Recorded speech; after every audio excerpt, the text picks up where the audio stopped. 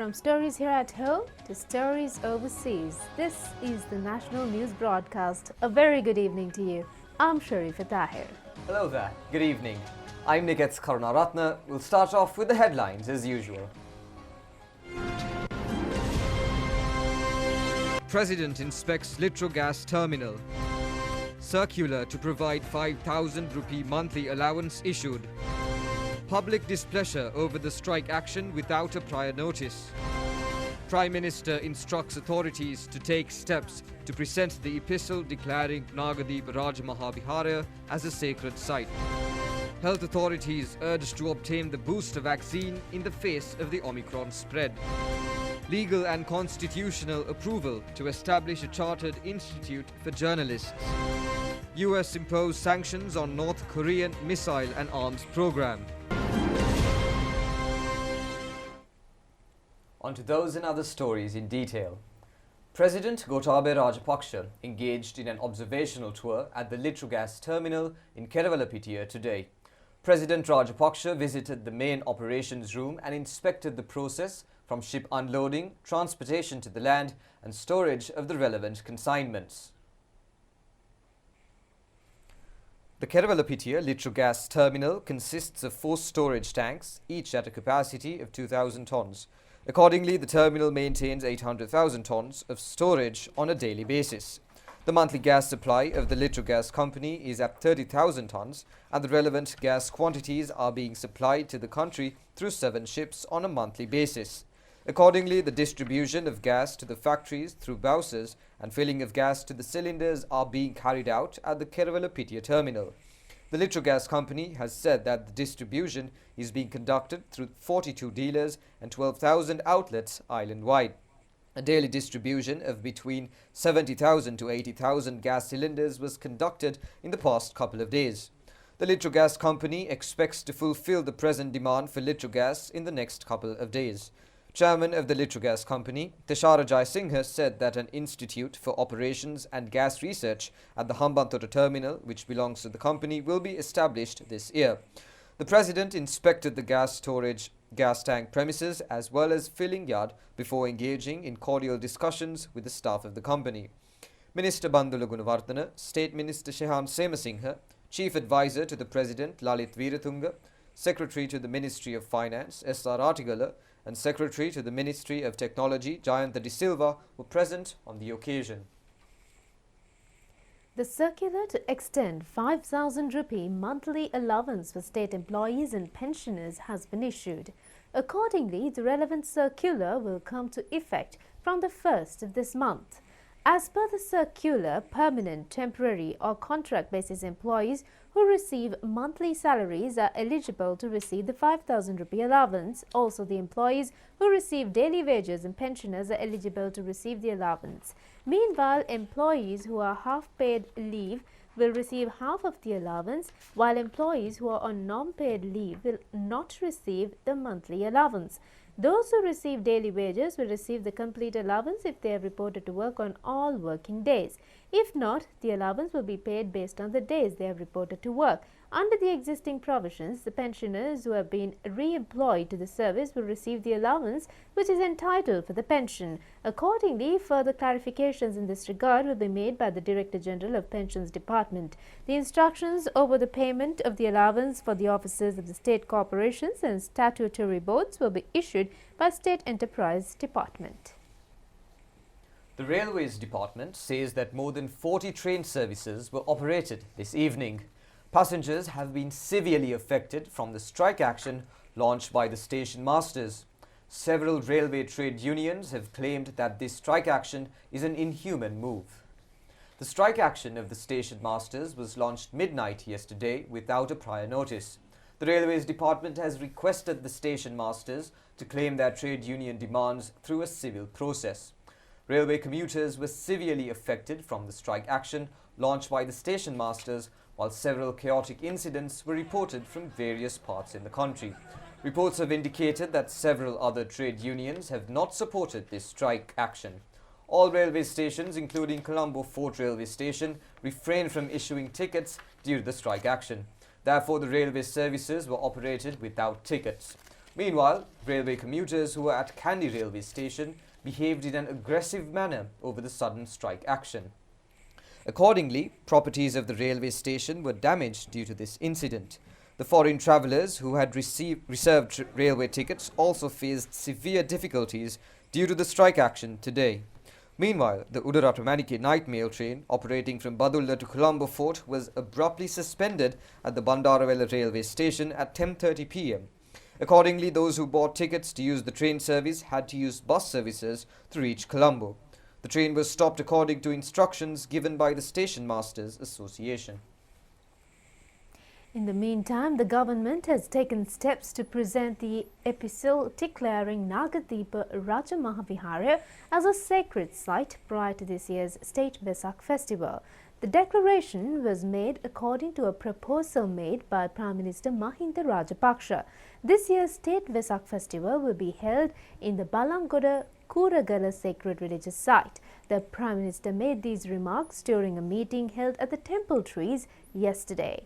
Previously, it was decided to organize this year's state Vesak festival centering historic Nagadeepa Raja Mahavihara. However, Prime Minister Mahinda Rajapaksa said that the state Vesak festival cannot be held considering the prevailing COVID outbreak in the country. The decision was reached based on the instructions given by the health authorities. Accordingly, the Prime Minister informed the ministry officials that the Nagadeepa Vihara should be declared as a sacred site prior to the state Vesak festival.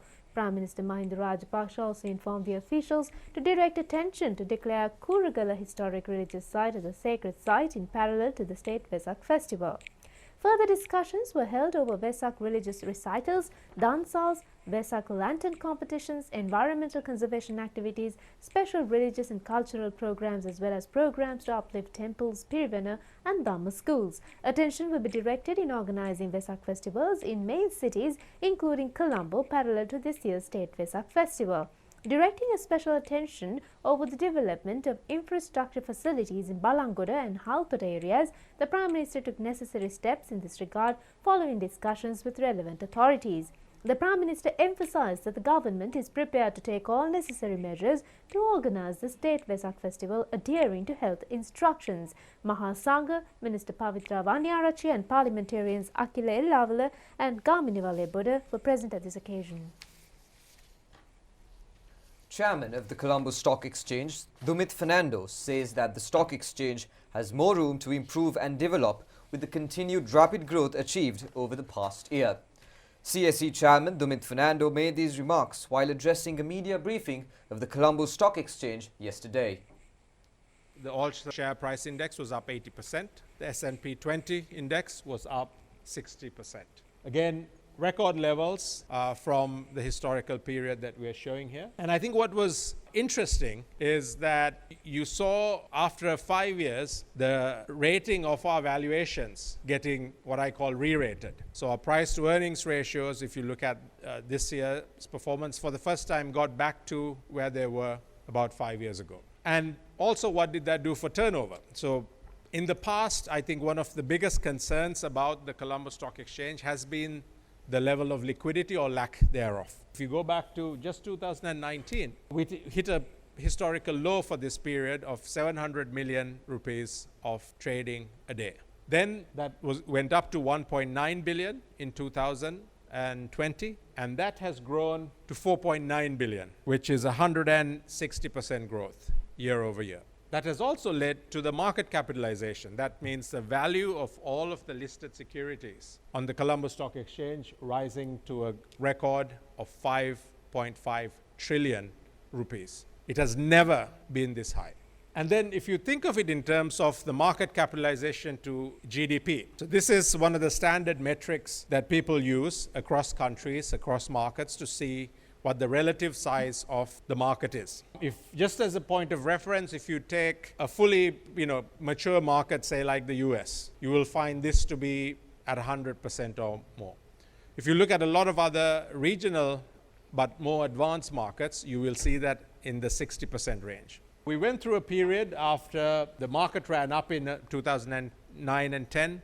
We went through a period when foreign investors were a big part of our market, ranged anywhere from roughly 35 to 50% of trading a year. In 2020, that reduced to 20%, and then this year, that has further reduced to 5%. But the good news, this is something people like to talk about, that the foreign investors are not active, but you can take the glass half empty view of this or the glass half full view of this. For us, a very critical constituent in our investor base is the local investor, particularly the local individual investor.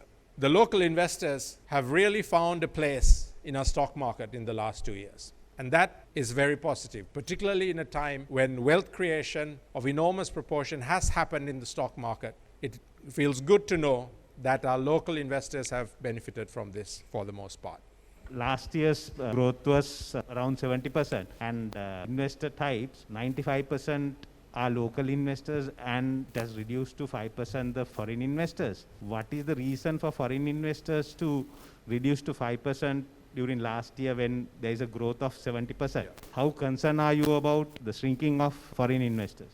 Clearly, for foreign investors, they will look at not just the rupee return that they get, but also their foreign currency return. So again, no secret that there's been a lot of concern throughout the year about the exchange rate potentially repricing. Their concerns include the fact that if they come in at an exchange rate of 200 and this floats to a different exchange rate, and I think you all know what the gray market trades at. If it floats to a level like that, immediately they have lost money in their currency. Now, even if it floated from 200 to 230 or whatever the new exchange rate is, if they were in the market last year, they would have made money. But the way they look at risk is a little bit different. So the other thing you need to understand is in the context of that risk, and obviously our country sovereign ratings also play into their decisions about which countries to invest in. So unlike if you're a rupee investor, this was the only option if you wanted to buy shares. If you're a foreign or a dollar investor, you can choose among several countries. So it's a risk decision they have also made. We do believe that if and when the country macroeconomic and financial reserve position and the foreign exchange rate position is stabilized, that there should be further interest in foreign investors, because the market hasn't gone up because of some ghost or phantom reasons. It has gone up partly because earnings have grown. So that is exactly what foreign investors look for, companies with strong fundamentals. And time now for an update on the pandemic situation. Health authorities warn over a risk of possible rapid COVID wave in the country due to the Omicron in the future following the detection of COVID patients with the Omicron variant. Therefore, the health authorities have urged the public to obtain their booster shots without any delay. Also, they have been emphasized the need to adhere to health guidelines in this regard. A total of 34,495,133 vaccine doses have been inoculated to the people in the country under the COVID-19 immunization program. Accordingly, 16,105,730 persons have received the first dose of the vaccine, while 13,865,450 have received both the doses. A total of 4,523,953 have received the booster dose thus far. The inoculation of COVID-19 vaccines for students between the ages of 12 and 15 under the COVID immunization program is successfully underway in various parts of the country. Meanwhile, Minister Dinesh Gunawardene has instructed relevant authorities to resume national colleges of education from the 15th. The relevant instructions were issued during a meeting held at the ministry yesterday. Accordingly, operational affairs of the national colleges of education will resume on the 15th, while the academic activities will resume on the 18th. A discussion was held over the new enrollments to the colleges, and the minister instructed the authorities to accelerate the measures to enroll the students accordingly. Deputy Director General of Health Services, Dr. Hemant Herath, urges the public to act responsibly to avert a possible corona spread during the 4-day holiday period starting tomorrow. He made these remarks while speaking to the media today. We know that from tomorrow onward there will be a long weekend, 4 days of holiday, and we know that most of us have already planned several activities during this weekend. Probably you may be going out for picnic or trip or whatever you call it going outside your home to spend the weekend in somewhere else, or you may be planning to have events like the parties or any other type of entertainment events during this period. And I do not want to say that you are not requested to refrain from such activities, but I always request you all to adhere to the health guidelines to the letter when you are participating all these events. If you can postpone it, that's so much the better. But the issue is, we know that these type of long weekends are rare, and therefore we always try to get the maximum use out of such opportunities. So make sure that we are not going to create a situation where COVID-19 disease is spreading. We can do the same thing by adhering to the health guidelines so that you will be protected and your loved one and the community in general will be protected. Taking a look at the global situation right now, Australia reported its biggest pandemic caseload today, with a runaway Omicron outbreak driving up hospitalization rates. Meanwhile, the surge has put severe strains on supply chains, forcing authorities to ease quarantine rules for more workers. After successfully containing the virus earlier in the pandemic, Australia has reported nearly 1 million cases over the last 2 weeks as people are slowly adjusting to live with the coronavirus amid fewer restrictions. Total infections detected since the pandemic began neared 1.4 million. More than 147,000 new cases have been recorded today in Australia, with about 92,000 in the most populous state of New South Wales. Net new hospital admissions and people admitted to intensive care are at their highest in the pandemic, but authorities have said the health systems can cope with the rising cases. A total of 53 new deaths have been reported so far, with New South Wales suffering its deadliest day of the pandemic with 22 deaths.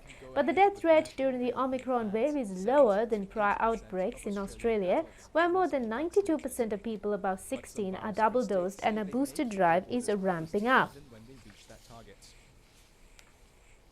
World Health Organization Director General Dr. Tedros Ghebreyesus says while Omicron causes less severe disease than Delta, it remains a dangerous virus, particularly for those who are unvaccinated. The Global Health Agency chief made these remarks while addressing a media briefing held in Geneva yesterday. Update on COVID. This huge spike in infections is being driven by the Omicron variant, which is rapidly replacing Delta in almost all countries. However, the number of weekly reported deaths has remained stable since October last year, at an average of 48,000 deaths a week.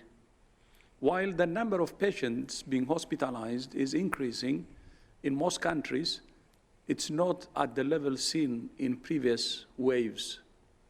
This is possibly due to the reduced severity of Omicron, as well as widespread immunity from vaccination or previous infection. But let's be clear, while Omicron causes less severe disease than Delta, it remains a dangerous virus, particularly for those who are unvaccinated. We must not allow this virus a free ride or wave the white flag, especially when so many people around the world remain unvaccinated. In Africa, more than 85% of people are yet to receive a single dose of vaccine. We cannot end the acute phase of the pandemic unless we close this gap. We're making progress. In December, COVAX shipped more than double the number of doses it shipped in November, and in the coming days, we expect COVAX to ship its 1 billionth vaccine dose. Yesterday, TACOVAC emphasized the urgent need for broader access to the vaccines we have, and that further vaccines are needed that have a greater impact on preventing infection and transmission. Until such vaccines are developed, the composition of current COVID-19 vaccines may need to be updated to ensure they continue to provide WHO-recommended levels of protection against infection and disease. TACOVAC also said that a vaccination strategy based on repeated booster doses of the original vaccine composition is unlikely to be sustainable. Today, apologies for We move on to more local stories now. Farmers in Gampaha area have said that paddy harvest can be increased after engaging in organic cultivation for several seasons. They made these remarks when they met with Minister Mahindananda Alutgamge. Reaping of paddy harvests in Divalapitia and Mirigama areas in Gampaha district are underway these days. Minister Mahindananda Alutgamge and State Minister Indika Anuruddha engaged in an observational tour in these areas today. Over 11,000 hectares of paddy fields in Gampaha district have been cultivated during the Maha season. The farmers have said that even though a low harvest has been reaped following the organic fertilizer cultivation for the first time, the incurring loss can be minimized due to the present high rates for paddy. Farmers have been able to gain successful outcomes from the organic fertilizer-based cultivations island-wide. They have mentioned that a high demand has been created for their products in the market. A group of farmers in Kalugamayaya, Bingiriya has been successful in reaping the paddy harvest using organic fertilizer during this Maha season. The farmer community has been able to reap an increased harvest with the knowledge obtained over the use and production of organic fertilizer. Ministry of Tourism says the steps will be taken to revive the collapsed tourism industry in Sri Lanka in a systematic manner. The objective of the ministry is to earn $10 billion in revenue by attracting 7 million tourists by 2030.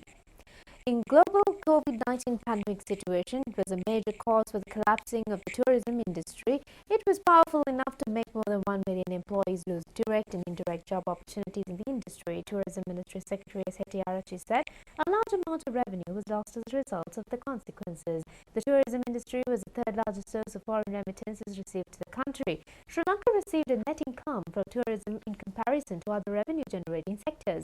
The officials pointed out that the need has been identified to overcome the current situation and work towards a common goal with a positive approach by getting government and non-governmental institutions and foreign missions involved for the development of the tourism sector. These views were shared at the media briefing Tourism Resumes held at the Presidential Media Centre this morning. President's Media spokesman Kingsley Ratnaika moderated the news briefing. Sri Lanka Tourism Chairperson Kimali Fernando said that Sri Lanka must also adhere to global standards and criteria to achieve these objectives and that all citizens must also have a positive attitude. Under the new program of the government, the Ministry of Tourism has been affiliated to a number of new institutions which contribute directly to the development of the tourism industry. Compared to other Asian countries, an increase in tourist arrivals can be witnessed in Sri Lanka since the country has been able to manage the COVID-19 pandemic scientifically. The chairperson said that the Tourism Development Authority is in possession of a comprehensive program to achieve the desired goals. The main objective is to take steps to swiftly attract more tourists to Sri Lanka by scientifically promoting Sri Lanka's unparalleled natural resources and the cultural potential embedded within the people of Sri Lanka. There is a need for training for all domestic and medium-scale tourism enterprises. Director General of the Tourism Development Authority, Dhammika Vijayasinghe, said that it is expected to bring the service up to standardized standards in order to provide quality service through infrastructure development. Steps will be taken to introduce a new mobile application required to maintain the convenience of tourists visiting the country and the management at an optimum level. Plans are afoot to develop the tourist police service managed by Sri Lanka Police to ensure the safety of tourists. The authorities also point out that the aim is to maintain other affiliated institutions to the ministry in a manner that these institutions do not become a financial burden on the government and to take measures to earn the required funds independently. Local and foreign investors have expressed interest in developing the tourism industry and preliminary work is underway to approve it. A number of programs were launched to improve the livelihoods of many persons who were engaged in the hotel industry as COVID-19 had affected their livelihoods, and some previously engaged in the tourism industry have left the industry, which is a challenge. It was also emphasized that before overcoming that challenge and attracting new professionals to the field, it is planned to provide specialized training to all those engaged in the field of tourism with the aim of developing skills to ensure recognition, taking steps to transform the traditional practices of the Sri Lankan tourism industry, which has been in place for over 20 years until the COVID-19 pandemic into the new global conditions, will also help tourism industry achieve its desired goals. It is time to apply the international praise for the Sri Lankan vaccination drive to the development of Sri Lanka's tourism industry. The chairperson added that the support of all is needed in this regard. large crowds gathered at the Colombo port city to experience the new additions of the development project. People have said that Colombo port city is the epitome of the country's development. According to the community and the of the sea the promenade up to the footbridge. This is open for the public from 9 a.m. to 6 p.m. every day. Another discussion over the establishment of the Chartered Institute of Journalists was held at the Ministry of Mass Media today. The meeting was presided over by Minister Dallas Allahaperuma. Minister Dallas Allahaperuma said that the Minister of Finance has agreed on the establishment of the Chartered Institute for Journalists. He also added that legal and constitutional approvals have already been obtained in this regard. He said that the expected main invention or intention of this initiative is to function this institute as a higher educational institute for journalism as well as a research agency and to extend latest technological and practical knowledge for journalists. A special workshop organized by One Country, One Law Presidential Task Force was held at the BMICH today. Chairman of the task force, Venerable Galagodatte Janasarathera, presided over the event. A group of representatives of the Muslim community who were affected due to the disparities in the law and representatives of the national organizations were present at this occasion. Venerable Galagodatte Janasarathera said that no previous state leader or their governments were able to realize this concept. He said that this responsibility has been vested with them at a time when measures have been taken to eradicate terrorism elements which have emerged from extremist ideologies. Foreign Minister Professor G.L. Piris expressed Sri Lanka's keen interest to transform Sri Lanka Hungary bilateral ties into a results-oriented, multifaceted partnership. The minister made these remarks at a bilateral meeting with the Hungarian Minister of Foreign Affairs and Trade, Peter Szijjártó, recently. Minister Szijjártó was on a working visit to Sri Lanka. The two ministers had productive discussions on a multitude of areas of bilateral interest.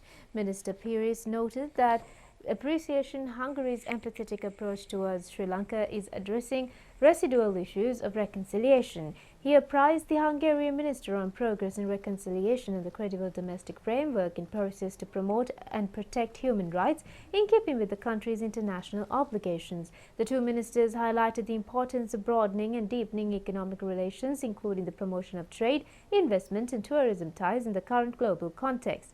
Towards this end, the two ministers agreed to convene the second session of the Sri Lanka-Hungary Joint Mission on Economic Cooperation at an early date this year. In addressing the shared challenges posed by COVID-19, Minister Piris acknowledged the support rendered by countries in Europe through the EU and bilaterally, such as Hungary, to enable vaccine equity globally. State Minister of Regional Cooperation Taraka Balasurya, Foreign Secretary Admiral Professor Jainath Colombage and senior Foreign Ministry officials were present at this occasion. State Minister D.B. Herath says that steps have been taken to reduce the price rates of eggs and chicken. The minister emphasized that the price will not increase in the near future either. He made these remarks while speaking to the media in Kurunegala. State Minister D.B. Herath said that the production costs related to milk and eggs have increased and the production has reduced accordingly. He said that the local market has been affected due to the issues pertaining to the global market. He said that the Minister of Finance permitted to import 40,000 metric tons of corn to reduce the meat and egg price rates. Also, he added that those who are involved in livestock productions were permitted to engage in such imports. He pointed out that the country was not facing a dollar issue during this period. Therefore, he said that the price of egg has been reduced by 2 rupees and a kilo of meat has been reduced by 50 rupees. The State Minister also said that the Business Association has announced that the rates will be reduced due to tax concessions given in this regard.